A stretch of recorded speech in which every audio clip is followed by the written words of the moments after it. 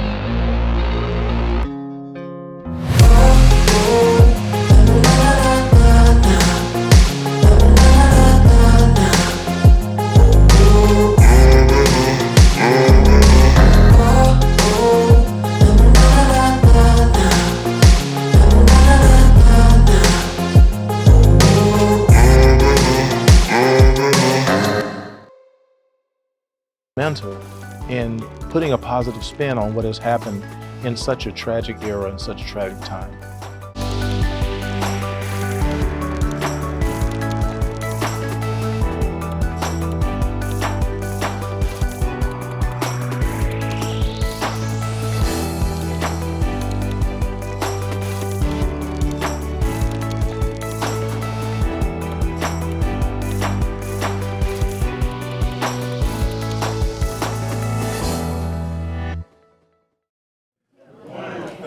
Thank you all. We're not going to belabor the hour, but again, thank you, Brady, for hosting us and for all that you have done up to this point, because you've gone beyond the call of duty and helping us get what we need to have this.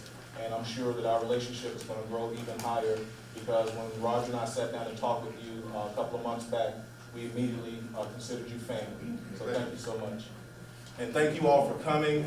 We want to thank our panelists who are going to speak. You guys see their names there. They're going to come up and give you some good words of encouragement for the city of Raleigh, for the state of North Carolina, and for our nation.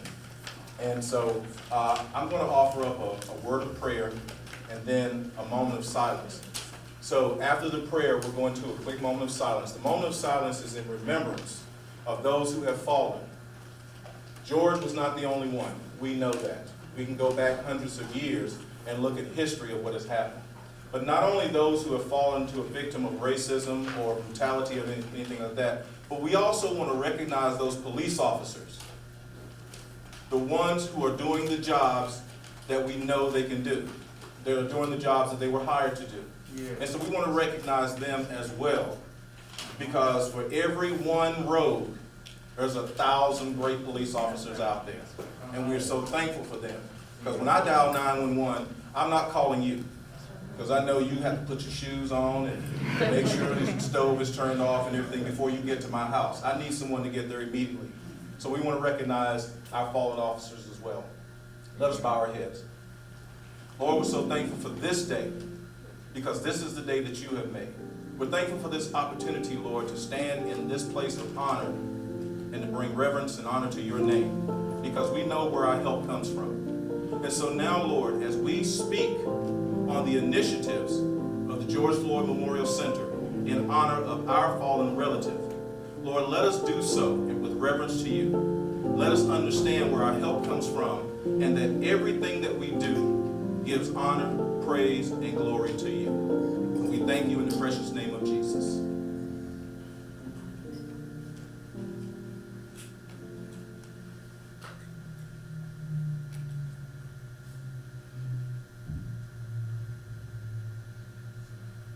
Amen.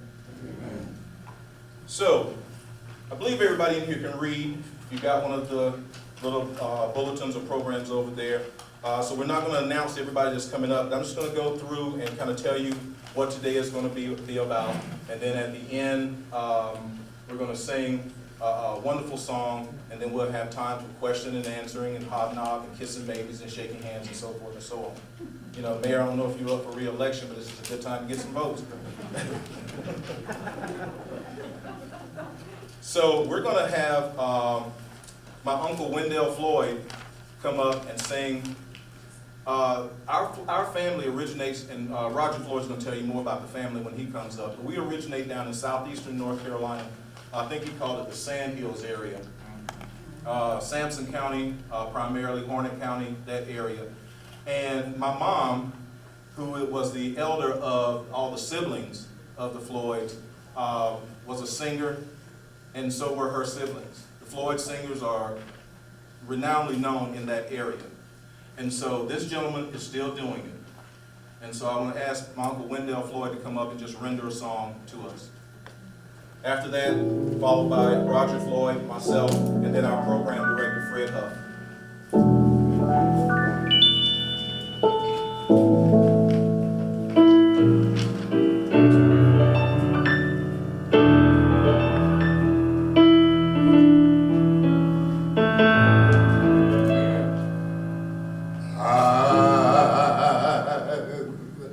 Had some good days.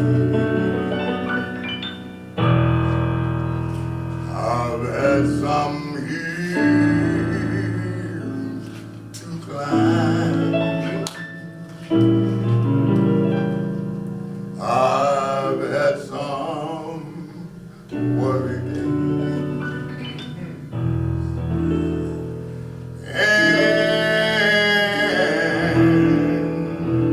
Some sleepless nights.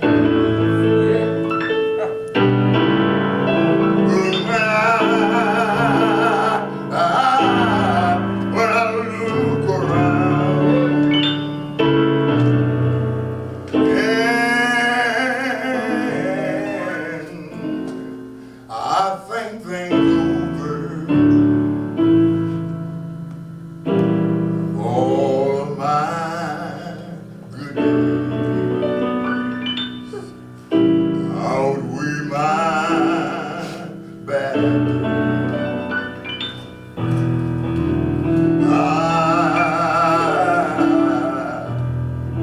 I won't complain. Sometimes the clouds I can hardly see the road, but I ask the question, Lord, why so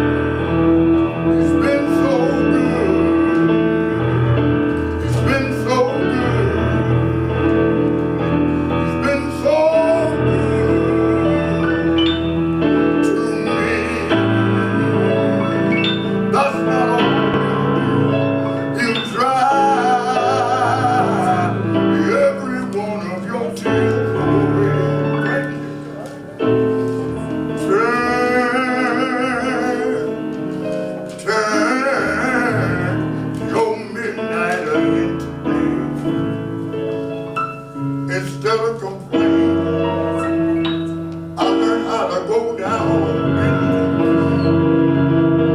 I look towards heaven. I tell him I've been lied on, but thank you, Lord. I've been talked about, but thank you, Lord. I've been misunderstood, but thank you, Lord. Thank you, Lord. Thank you, Lord. And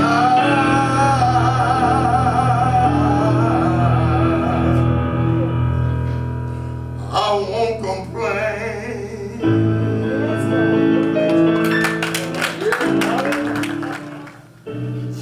Now you see what happens following something like that. I am a complete mess. Thank you, brothers. Thanks to everyone for being here. Let me take this mask off. I'm just so grateful for this opportunity to be before you. This is truly a day that the Lord has made, and we're going to rejoice and be glad in it. Amen. That's for sure. And I'm not going to preach a sermon or anything like that. I'm just going to get right into the meat of this. I'm Roger Floyd, and I am what is called the Chief Impact Officer for the George Floyd Memorial Center. But it's not even close to being about me. It's not even being about our family. It's about what God's will is in our lives and what we're going to do to impact the lives of others. That's the mission of the George Floyd Memorial Center in that regard. And I'm not going to touch too much on what Thomas is going to share with you later. But we were reared in the southeastern part of the state. Thomas Beckson said, Sand Hills. And we are a family of faith, and we love deeply. So you can only imagine when we lost George, it was devastating to us as a family. And we are still recovering from that, or if we will ever recover from that. But when all of this was taking place, the memorial services that were planned, Minneapolis, North Carolina, and his final resting place, Houston, Texas, where he grew up. But he was born here in North Carolina, specifically Fayetteville, North Carolina. I was the third male to hold him in my arms. The obstetrician that delivered him, my brother Perry, or George Sr., and then me. I remember when that took place. It's as vivid right now as it was then. So losing him, the way he departed this life, so inhumanely by a rogue police officer, that was devastation for our family. Amen. But being a family of faith, we're getting through it one day at a time. And then the trial, have relived all of that over and over and over again. But as a family coming together, we basically believed that we can put forth an effort that his name will be remembered in perpetuity. And that's how the George Floyd Memorial Center was birthed. So when we came together and said, we've got to do something, and they asked me to get something started. This was a monumental task, and I immediately agreed, just like I had a choice in the matter. But I immediately turned to my nephew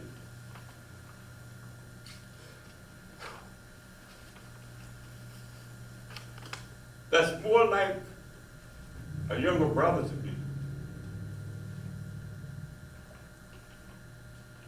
And remarkably, he was thinking along those same lines. He's in Atlanta. We're here in North Carolina.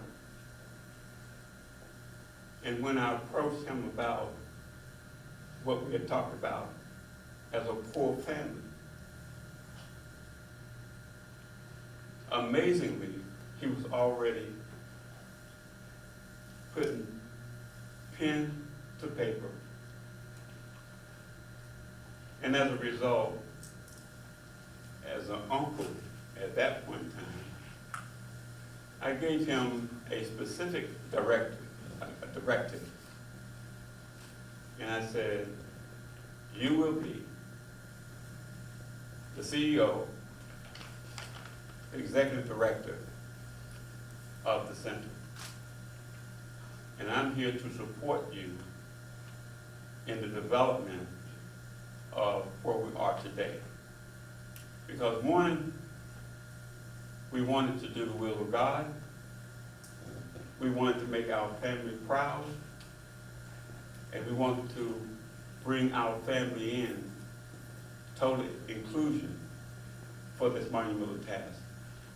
We just wanted to be in a position to put some thoughts, some ideas on paper in the development of it.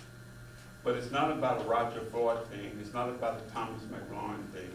It's not even about the Floyd family thing. It's about what we can do as a family to give back to others. How can we impact the lives of others?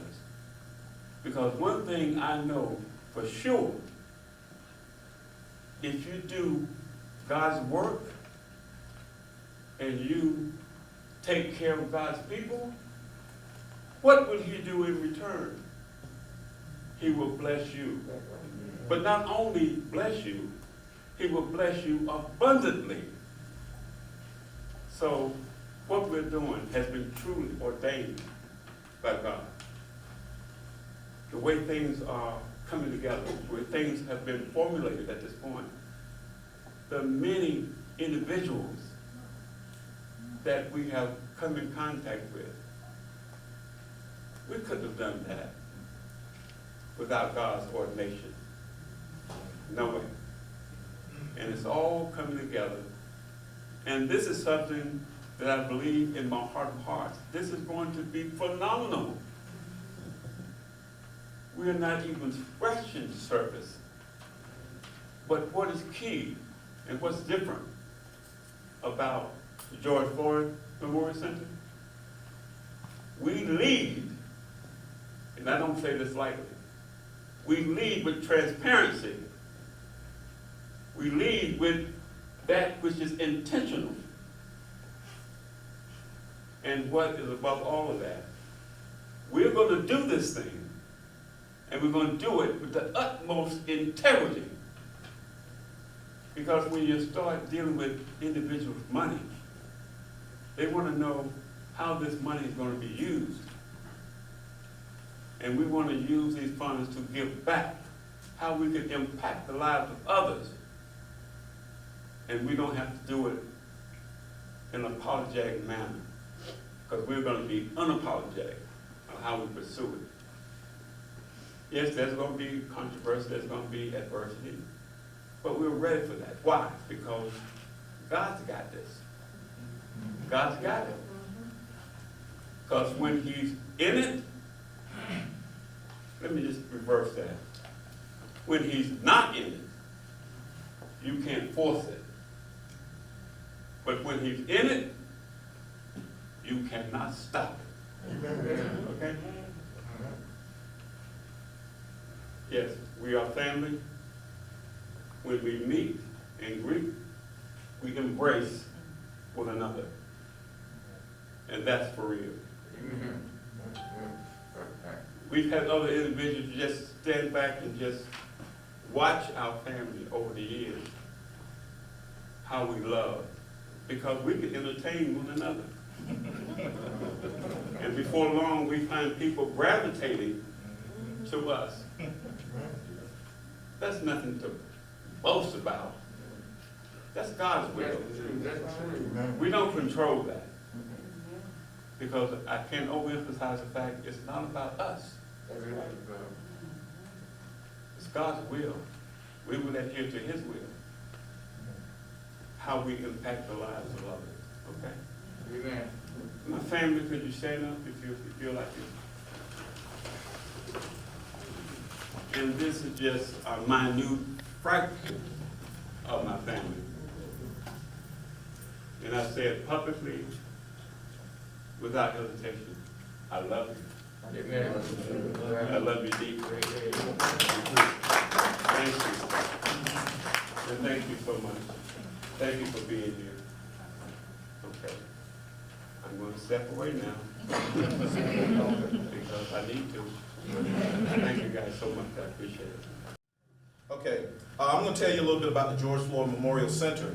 As Roger said, when we started thinking about what we could do to give back, because we recognized we couldn't get George back, but we understood that there was an impact that took place all around the world. There were protests and so marches and so forth that took place in over 60 countries. From my understanding, in the Netherlands, where there might be 3 black folks in the Netherlands, but they were marching, they were protesting.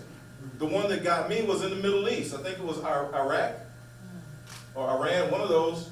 They were marching there. So we understood that George made the death of George made an impact.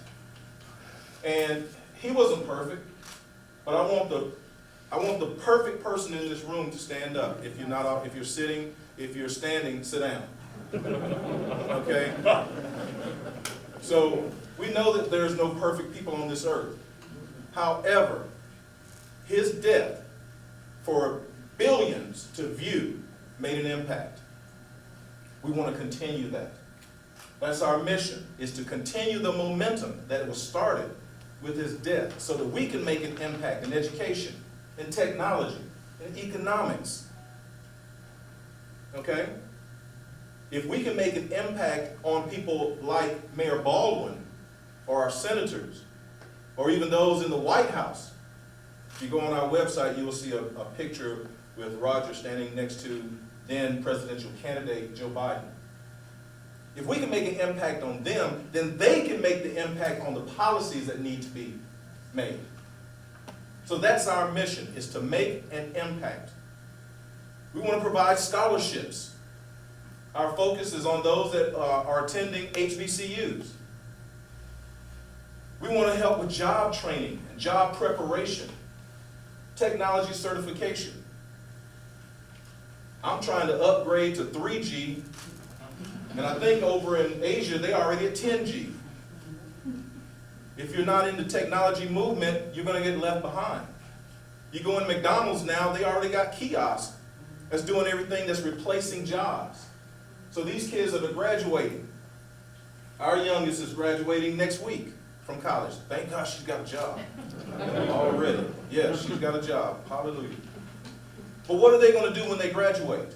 Where are they going to go to work? I remember growing up down in Sampson County, at least in the summertime, we could go work in the tobacco field and get money for our school clothes or whatever we were getting it for. At 12 years old, my dad told me, boy, you're not sitting around all summer, you're going to work. I remember that. Go out there and stand, Miss Flora will pick you up on that bus and take you to the tobacco field. I remember that vividly. You know, he's teaching driver's ed in a nice air-conditioned car. I'm out in the tobacco field. So what are these kids going to do? Okay? What about the soft skills? How you talk to someone when you go on an interview. How to fill out your application. What about those type things? What about our literacy programs? Those are the things that we want to have an impact on. Now, we're not trying to reinvent the wheel, but what we're doing is we're connecting with people who are doing that, but we want to take it to another level. Yes, we want to use the name George Floyd to make an influence, because we're still getting calls today, almost a year later, We're so sorry for your loss. We've accepted it. It's hard, it hurts, but we've accepted the fact that George is not coming back. But we've also accepted the fact that he was chosen so that there would be a change. So that there would be a change. People tell me all the time, your cousin changed the world. No, I know a higher authority that changed the world. But my cousin was a catalyst for change. Okay? If you take a match, I'm almost done, and you strike that match and let it burn, some people may like to look at fire or whatever, but what are you going to use that for? Maybe you're using it to light your charcoal. Maybe you're using it to burn some leaves. Maybe you're using it to light your cigar. Whatever it is you're using it for. But that match is just a catalyst. Now, what are you going to do? And that's the question the George Floyd Memorial Center aims to answer. And so, going to have our program director, a wonderful gentleman, Mr. Fred Huff, who has joined our team and has jumped in with both feet, both arms. And I want to thank his wife for letting us have Fred, because I know sometimes when that phone rings at 11 o'clock, she says, "Is that Thomas calling you again?" So Fred, if you'll come up. And then after Fred, we're going to have a piano solo. And then Hello, everyone. Thank you for having me. It was a challenge to get here from the airport. Such as Thomas arrived here from Atlanta. I should have came in the day before. No. But be that as it may, even though I'm from Atlanta, and for some of you guys, Atlanta may seem like a big city, but I'm a country boy. I'm a country boy everywhere. I went to college. Didn't matter, I was from Atlanta. People call me a country boy. People from Chicago, Philly, country boy.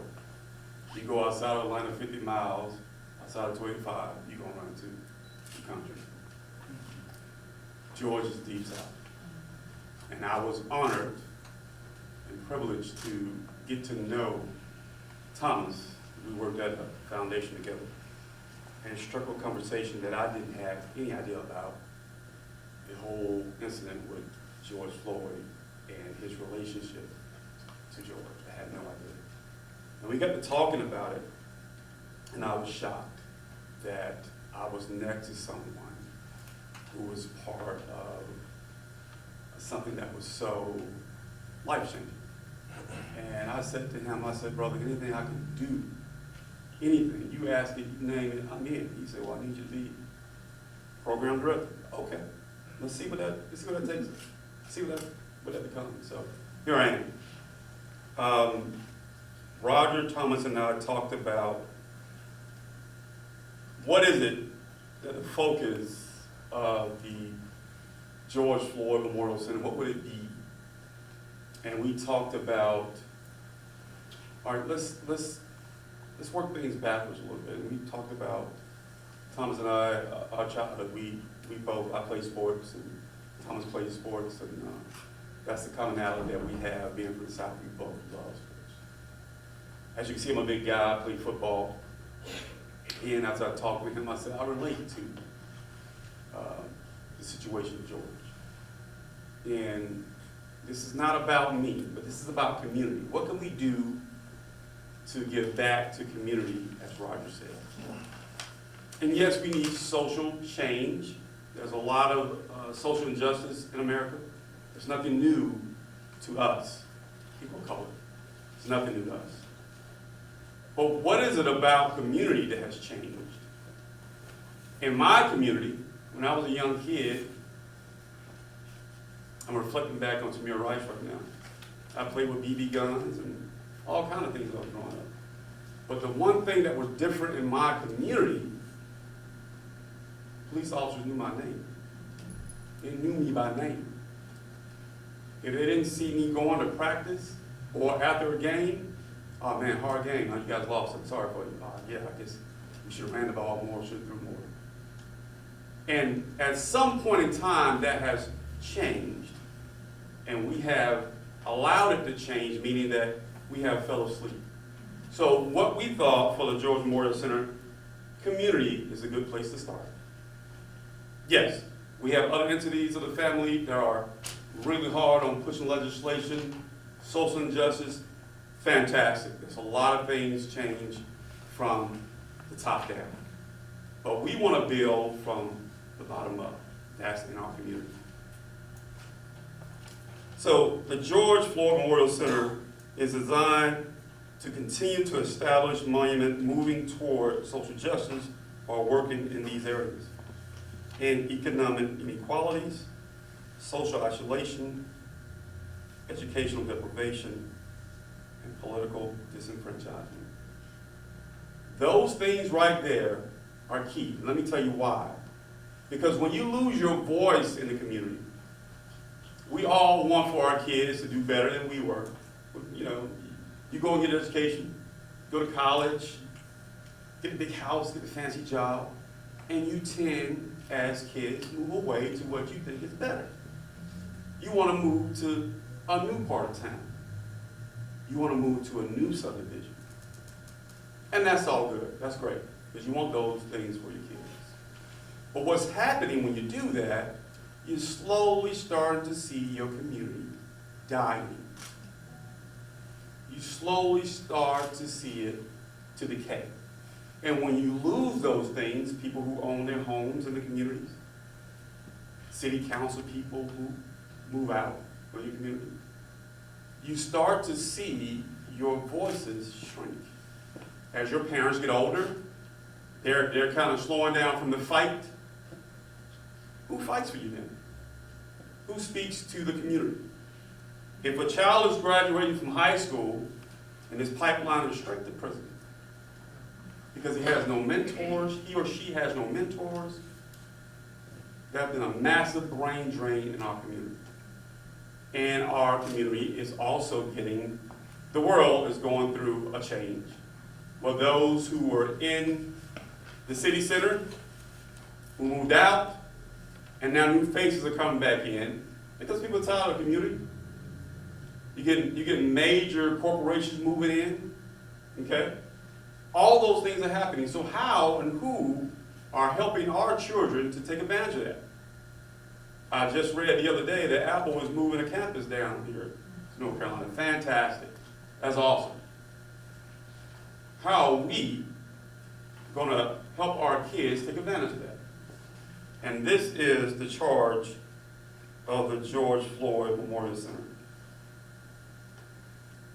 We're going to establish a day of enlightenment. 525 is what we call it. May 25th, D.O.E. The George Floyd Memorial Center 525 D.O.E. grassroots initiative is designed to engage the world while recognizing a day of enlightenment versus a day of anger and pain. The Floyd family wants to change the narrative from hurt to hope. We can all get up here and share stories, right? Because that's just the commonality we have as black folks in America. We all got stories. Me at 47 years old, have stories. I'm sure at 91 years old, you got stories, right? But how do we change that from always being angry and hurt to staying hopeful? Because hope is what's got us here for the past 400 years. If we had no hope, we wouldn't be standing here. If everything was in such despair, we would have been gone a long time ago. But that's not who we are as a people. And as an opportunity, growing up in Atlanta, it was a blessing to grow up in Atlanta. I was telling Thomas, I didn't move out of my circle, maybe until high school. I didn't have, and this is not, please don't take this as a disparaging remark, I did not have only had one white teacher from my elementary school all the way up to high school. And the reason I say that is because on every corner, every block, before we fled to the suburbs, there were doctors, lawyers, city council people who stayed next to me. The King family stayed up on Sunset Boulevard. I saw them every day. That was inspiration in my neighborhood every day. What happened to that? And it's just not here in Raleigh. What happened to the black community or any community of color? When you go outside the South, we're talking about the South here because we're all Southern people here, but this is not new just to us. This is everywhere. And the common thing that we have right now is poverty. The inherited trait that we pass down to our kids right now is poverty. Where's the hope in that? The kid says, you know, I don't want to graduate and go work at, no disrespect to McDonald's, 'cause I love you Big Macs. I eat too many of them. But I don't want to go and work at McDonald's. Where's the upward mobility in that? So we wanted to engage individuals and the community and raise funds to brighten the future of young people. The George Floyd Foundation is a 501c3. We have designed these 525 D.O.E shirts that you see here. This merchandise, we wanted to be sold in the U.S. and to people around the world who share some common traits with us, or who saw and witnessed what we witnessed for 9 minutes and 29 seconds. A life taken. 9 minutes and 29 seconds. So, what the world saw is what we already knew for the past 400 years. I don't want to get into pointing a finger or blaming. I want to let you know that once you know something, you can't unknow it. Once you see something, you can't unsee it. So our goal here is to try to raise funds for some of the initiatives that we want to do through the George Floyd Memorial Center. And we ask the question to you, what's next? What are you going to do to help the cause? What are you going to do to say to yourself, answer the question, what did George change for you? We all have stories to tell, but what did George change for you? Whatever that answer may be, put it to work. Be proactive. Help us change the narrative. You can go to our website. You can go to georgefloydmc.org. You can use the hashtag 525DOE, hashtag GeorgeFloydMC. And you can also go to our page to donate. You can read more about what we're doing to change the narrative. Thank you so much for your time. I appreciate it. If you have any questions, want more details, I'll be over here to the right. I'm sorry I extended my time. I apologize for that. All right, so thank you very much, guys. Thank you.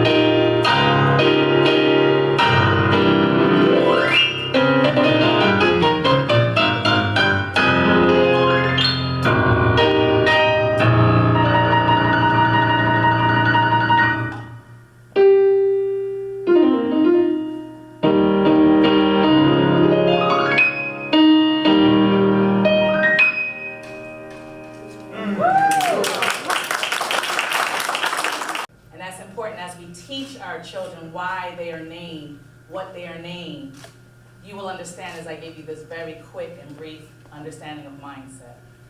My sister, thank you for that song, because great is our faithfulness. Amen. Regardless of what you are doing, great Yes. is thy faithfulness. And when you learn how to be faithful in anything that you are doing, it starts with knowing who you are, but more important, with whom you are. So when you were playing that, and sir, you took my entire, what I wrote, what I had practiced. I need your notes because you kind of messed me up. But great is thy faithfulness, because you played that song and it reminded me of who I am, so I don't need to speak from paper. I need to understand to deliver what it is that we're doing. Amen. So again, my name is Bielka Maria Gabrielle. Here you will see I'm also the chair of the Mary Phillips Business Alliance, but I also represent the great county, Wake County. Wake County Human Services Cooperative Extension. When you learn the background of how I got here, it is going to blow you away, because what I thought my purpose was in engineering in corporate America and making the dollars. I'm the youngest of 9. I'm an Afro-Latina, proud to come to this country, proud to have parents. Hence, I have a very long name, right? But I understood that it was not about what other people had a dream for me, but what my true passion and my purpose was. When I came to Human Services, it was to help those people. It was to translate in those times, 15, 16 years ago, when Latinos did not look like me in North Carolina, okay? When you went to receive services, if you didn't speak the language, you waited. And not because they didn't like you, but it's because they didn't understand you. And when I came, it's because at that time, Sprint PCS did something. They were merging, and I had an opportunity to sit still, because I went from Pennsylvania to Washington, to California, to North Carolina. I didn't want to come to North Carolina because it was black, brown, and Mexican. And I was like, all right, which box do I have to choose? And I was told it was all about the fields. But when I got here, I quickly found Great is Thy Faithfulness to be the song that the Ray sisters played at Gethsemane Church. And it made me understand that my purpose was not about the big corporate life. And it made me understand that when I went to go help the people to interpret for them at Human Services, I too was a person that needed to be understood. Because when you're Afro and you're Hispanic and you're female, you don't fit in none of the boxes they want you to fit in. And then when you got a temper and a spirit of a Cuban and a Panamanian, you definitely do not fit in the box somebody wanted you to be in. So quickly about what I do at Human Services and what I do with my young people at Mary Phillips. So for those of you who are from the Raleigh, Wake County area, if you hear Mary Phillips High School, you hear the alternative, the other kids' school, for the kids who can't make it in mainstream day school. But if you look up the definition of alternative school according to Wake County Public School, according to the state of North Carolina, it's a track that you do something different. So that's your early colleges, ladies and gentlemen. That's your Boys and Leadership Academy. When I went to Mary Phillips, it was because they asked me to come and help these kids that didn't see that they could do more than what they was put in front of them. Right. And I quickly found out that the teachers who were there by choice. It wasn't because they got kicked to the curb, it's because they chose to be there, because they saw Great is Thy Faithfulness. They understood that these kids didn't fit in your box, because your box don't work. Your box was designed for somebody else's kids. California Achievement Test, when we grew up, I came to Philadelphia, they made you take a test that had nothing to do with your neighborhood. When they ask me, what do you do for an emergency when there's an earthquake? Well, I don't know, you live in North Carolina where you get tornadoes and hailstones, every now and then some storm. So when I quickly went there, I found that these kids were above amazing. These children were given opportunities to fail. They were not given opportunities to succeed. I'm not downplaying our school system. What I'm saying is parents did not understand. They thought this was the last hope. This was it. You make it here or you don't make it anywhere. Well, I'm proud to say 13 years later, still being on that chair over there, I have 100% of my young people graduating from high school. We have young people who are in the middle of gang-torn neighborhoods. making designs. I had a young person, we was doing the life plan, which I'm gonna talk about what we do with human services side. I said, give me your plan, what do you wanna be for your future? And this kid told me he's gonna be the best OG that Raleigh North Apartments had ever seen.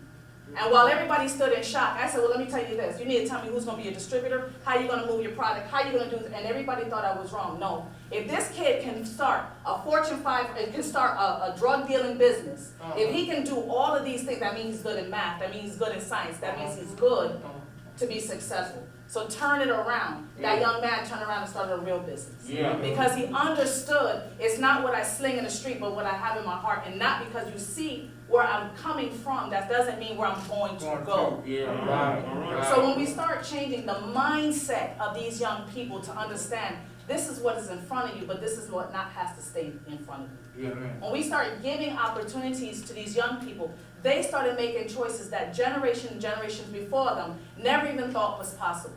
So why is it that that can happen with a handful of young people, yet we have an entire community sitting back thinking that those new houses are not for them? We have our county, our City of Raleigh, Corey Branch with us here, councilman. I have pulled him into meetings in communities where folks are sitting here arguing over what can they get for free. Why is there not bringing any turkeys? Well, let me explain to you. When that's all you have been doing is giving someone, they believe that they have to wait for you to give them something. But then we started showing them, let me show you how you do couponing.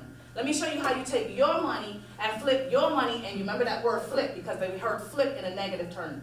But we started showing folks how to manage what little they may have had. And now they have greatness. Now I don't have to stand in a line and wait for you to give me a turkey because I got 5 that I purchased on my own. When you start showing people that this is a city that was built around them, I'm learning so much about the great city of Raleigh. And I live here now 25 years, did not know some of the history that's right here in this building. My office is right around the corner at the East Lenore Street, right? And I did not understand until folks had to come and remind us. We were here before you got here. And we were working here before you started with your initiative. So then I asked myself, well, what is it that I'm truly bringing? Am I helping you or am I harming you? Because I'm not going to give you what you already have. I'm going to teach you how to move the barriers in front of you and change your mindset so that you are now a homeowner. So your child is now going to college, not waiting for someone to give you the scholarship, but for your child to earn that scholarship. So our work here, and we call social and economic vitality. Big word to say it's yours. It is yours, build upon it. So we have an entire life coaching program, helping folks to understand it's your mindset. You were raised as a family to love. And when you start pouring that, because I'm coming over for Daddy's birthday party, by the way. Let's hope this week we get in there, right? But when you can celebrate the life and the legacy that you have, and now you're pouring it into a community that many of them don't know who they are or to whom they are, because they never heard great is thy faithfulness. They heard what you can't have versus what you already have. So my job is not a job. My job is a ministry. My job, and I say that with all respect, I know where I work and I know what I do. But my job is to bring hope.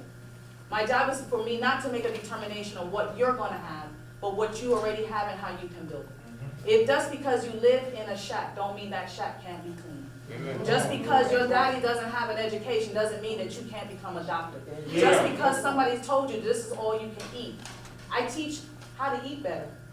Why? You may have eaten the pig's intestines because that's all you was given. But when you start to understand how back then they may have eaten it, but now the produce is now destroying your body, it is destroying your mind. Now we start teaching our young people how to eat healthy, how to eat clean, so they can get the rest, get the exercise. That's true transformation.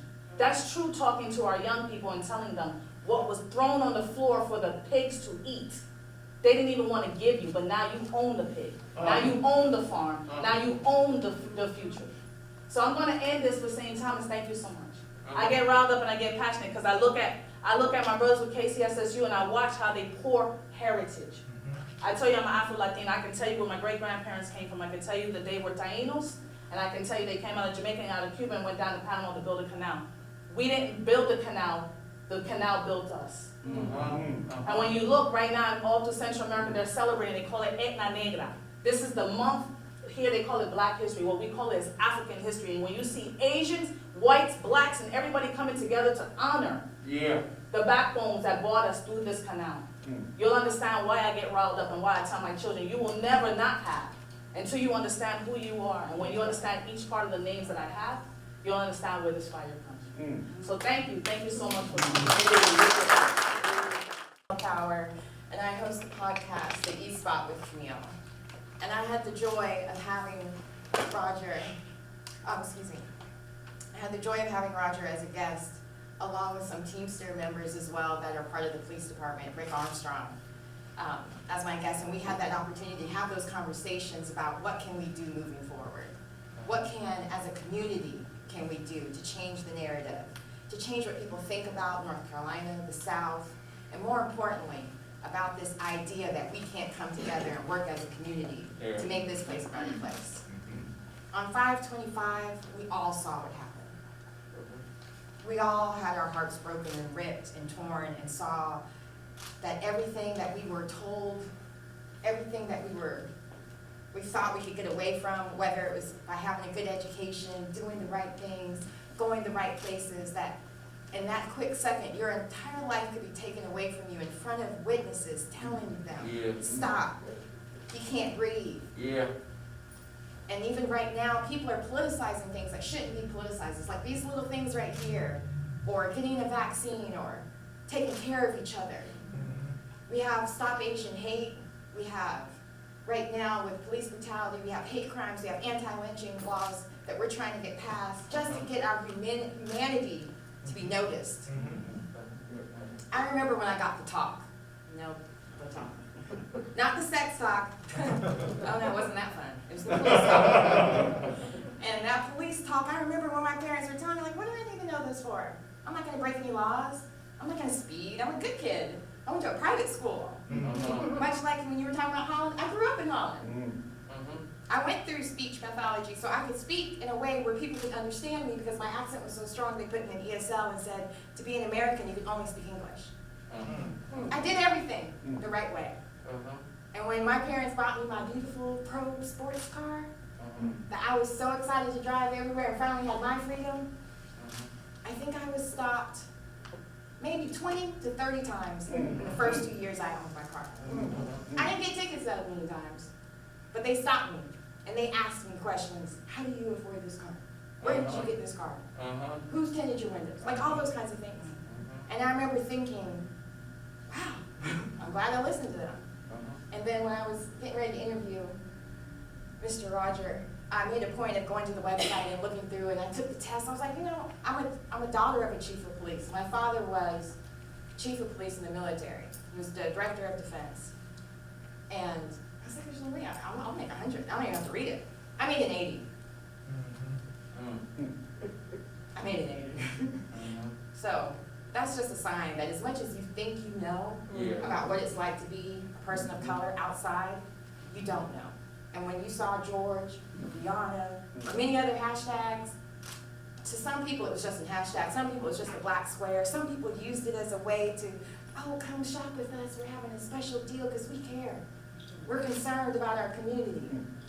And then after they all disappeared, we stopped caring, and it's getting ready to be a year later, and the Floyd family, instead of making it about anger or division, or keeping those narratives going, of keeping us divided and separated, and whether you're Asian, Hispanic, Muslim, it's always one of us next. It started with building the wall, or he's not really an American, he was born overseas. And I remember thinking, wait, I'm a military child, what are you trying to say? That we're not Americans anymore? When we fought, or we gave up our opportunity to be considered American when we came back, because we sound different? We look different? Because our parents, maybe they met somebody overseas to fall in love with? And that's the thing that this Day of Enlightenment is going to do. It's going to bring the communities together. It's going to bring those opportunities for children here to have that right to go to college. I paid my own way through college. No debt at the end of that year, because I worked at malls. And right now, those opportunities are leaving. Malls are closing. So many things are being automated. And this opportunity that the Memorial Center will offer by giving kids another way to make money, another way to find their art. They're going to have an art museum here.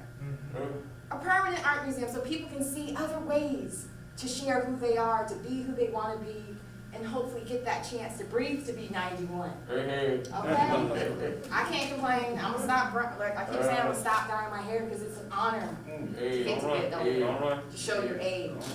Because I didn't realize that being black in America means that your time here may not be as long just because people may misinterpret you getting your license.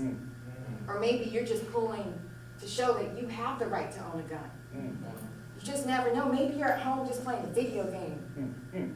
You really never know. You could be walking, you could be playing outside in a park. And this Memorial Center will give them so many great opportunities to get sustainable careers, to have that opportunity to build community, to learn other opportunities, to even work from home. Because we can all do it now, right? Oh, yeah. So I'm really excited that you offered me this opportunity to be a part of the community and be a part of the Memorial Center. And I'm very grateful to see that all of you are here to support. You're going to go to George Floyd Memorial Center.org and you're going to buy all the shirts and you're going to make donations. And we are going to be all the blamed out on 525, Day of Enlightenment. And thank you so much for having me. This has been quite an emotional morning, to say the least. Yeah.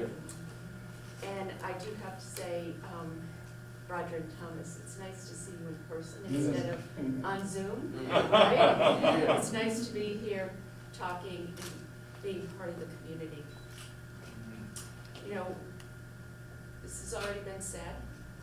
We all watched the tragic and harrowing murder of George Floyd.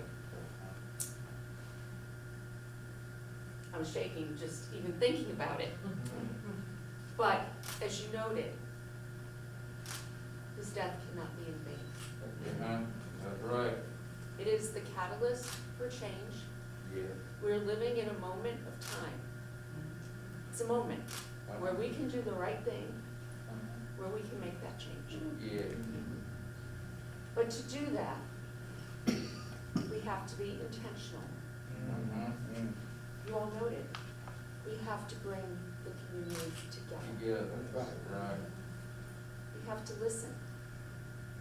We have to listen to each other, not just one side, all sides. And we must act. We need to get things done. We are working right now with Shaw University Center for Racial and Social Justice on a program we're calling Courageous Community Conversations. And we are going to bring the community together. We are going to listen, and they are going to come up with a 10-point plan, a plan of action that we can take to address issues of social justice and systemic racism. This is an important step forward. I think Frederick also noted poverty. Poverty is the cause of all of this. And I have a favorite saying: children can't be what they can't see. If you can't see that job or envision yourself in it, but you see the drug dealer down the street, you can't see what you can be. We have a program, Councilmember Branch and I, it's our favorite program the City of Raleigh offers. It's the Digital Connectors Program. And we work with kids who have never been, nobody in their family has ever been to college. And it's really teaching them how to use the digital world, how to take that digital world and bring it back into their homes, to teach their families how to use the internet, how they can, connect to technology. Those kids all go to college, but when they visit Citrix here or Red Hat, I've been there when they've gone, they're like, I could work here. It's helping them become. It's their future, and it's showing them what that future could be. So that's what we are committed to doing in Raleigh. And I'm also committed to ensuring that this Day of Enlightenment is part of our community. And I have a proclamation, and I would like to ask Councilmember Branch to come up and please read this. Thank you, Mayor. Right before I read it, it's interesting, you mentioned Sampson County, and we talk about connections. Well, I was today years old when Mr. Roger Floyd and I realized that we actually both attend the same church, because we have 3 services, and COVID has kept us out of church for quite a while. But also, you're all today's years old when I mentioned the city, Warsaw. That is where my mother is from. And Mount Olive in Kingston, that whole area. My parents are from Eastern North Carolina. So let's stay connected. I was born and raised here, but I know my roots. So let's continue to work and connect and hold our roots together to uplift more in the community. You country too. All day long. This is why I'm a proud actor. So this proclamation reads, whereas George Floyd was born in North Carolina and had family and friends across the state, and whereas George Floyd was killed by a police officer in Minnesota on May 25th, 2020 during the COVID pandemic, and whereas despite the risk of gatherings during pandemic, people around the world came together, including in Raleigh, to bring attention to the many injustices that Black and brown Americans face. And whereas the City of Raleigh appreciates the Floyd family's encouragement of peaceful protests and collaborative work to build a truly equitable future. And whereas honoring the first anniversary of George Floyd's death with a Day of Enlightenment will help draw attention to the long history of racism and discrimination in our world, and provide an opportunity for people in our community to stand together, embrace and hope for the future.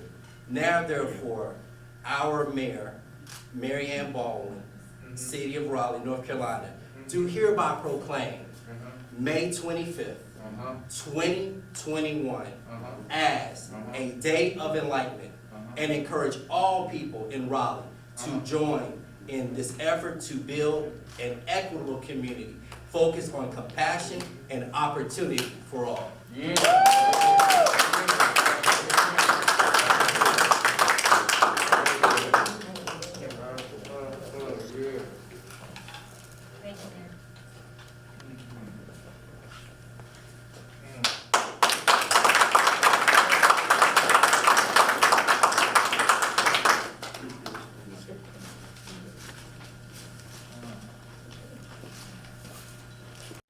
Again, everyone, thank you so much for attending this auspicious occasion.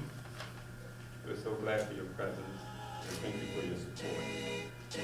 I know that he's watching. Thank you. Appreciate it.